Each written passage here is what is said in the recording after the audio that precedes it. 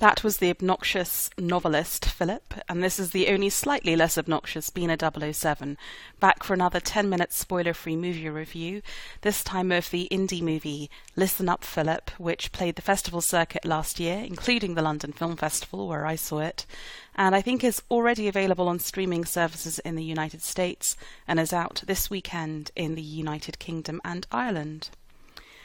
So what's the movie about? Listen Up Philip is about Philip, who is a novelist, and he's played by Jason Schwartzman. And if you know that actor, you know that he always plays these very arrogant, tone-deaf, completely unself-aware characters. And if you imagine Rushmore, that wonderful Wes Anderson character, and the Rushmore that Jason Schwartzman played as a insufferably arrogant polymath teenager grown up, this is what you would get with Philip. And he evidently had some early success. He's published a novel which has been a major hit, and now he has transformed into this really arrogant guy who is struggling to find the creative space to write his second novel. And he's dating this really wonderful creative photographer played by Elizabeth Moss of Mad Men, and he just treats her like crap. In fact, he treats everybody like crap. The first act of the film sees Philip insult his ex-girlfriends, old college friends, and his publishers.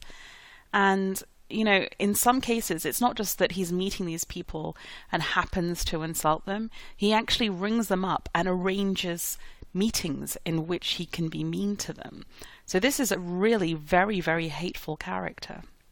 And I think it's always a challenge when you're creating a movie in that vein to have a hateful character not create a hateful movie. And I know that as a reviewer you have to try very hard to separate those two things, but I really did have a very difficult time with this film.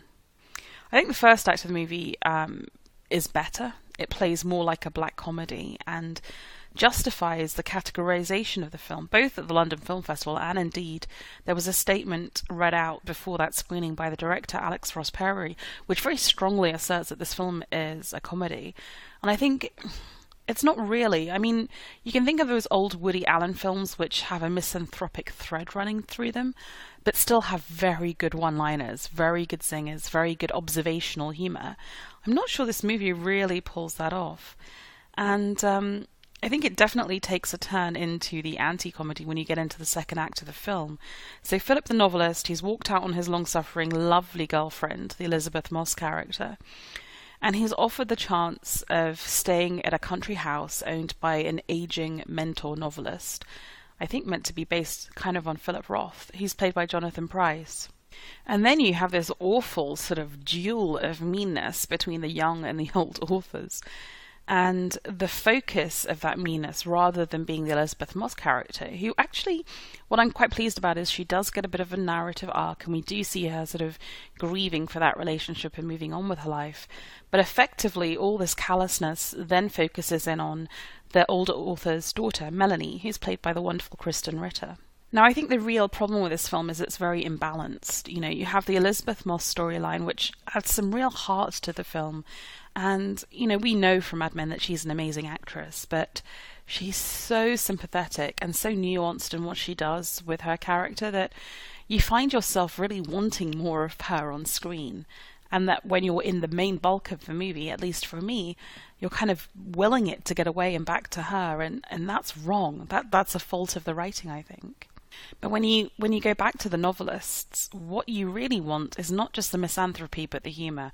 And I was kind of trying to see if this movie could succeed in the way that a movie like The Squid and the Whale succeeded. I mean, that was a tale of really nasty characters, but there was enough relatability in the dysfunction in that family that as an audience member you could still sort of put a hook into that film, and you could still will for them to do well even though they were doing some horrible things. And I think the problem is that with Listen Up Philip you just don't have that entry point.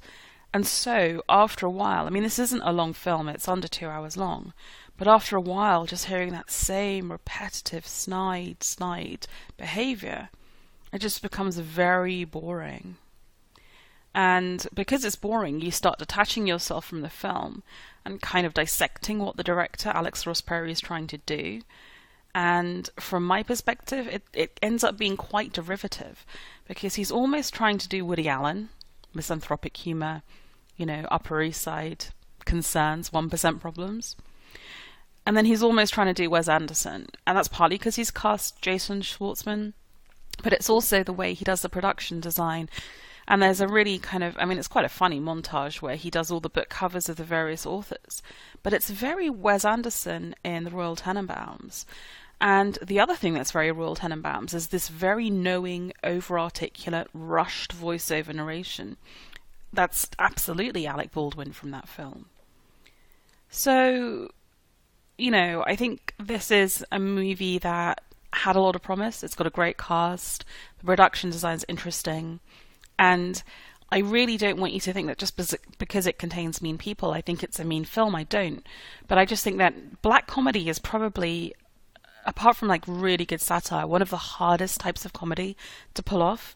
And I just don't think the script is strong enough. I don't think the balance of the movie is quite right. And as a result, it's very wearing. So no, I wasn't really a fan of Listen Up, Philip, sad to say. So, if you've seen the movie or plan on seeing the movie and agree or disagree with my take, please feel free to leave a comment on the blog at b007.com. But otherwise, I would say Listen Up, Philip probably isn't the film of the week to watch. Thank you for listening.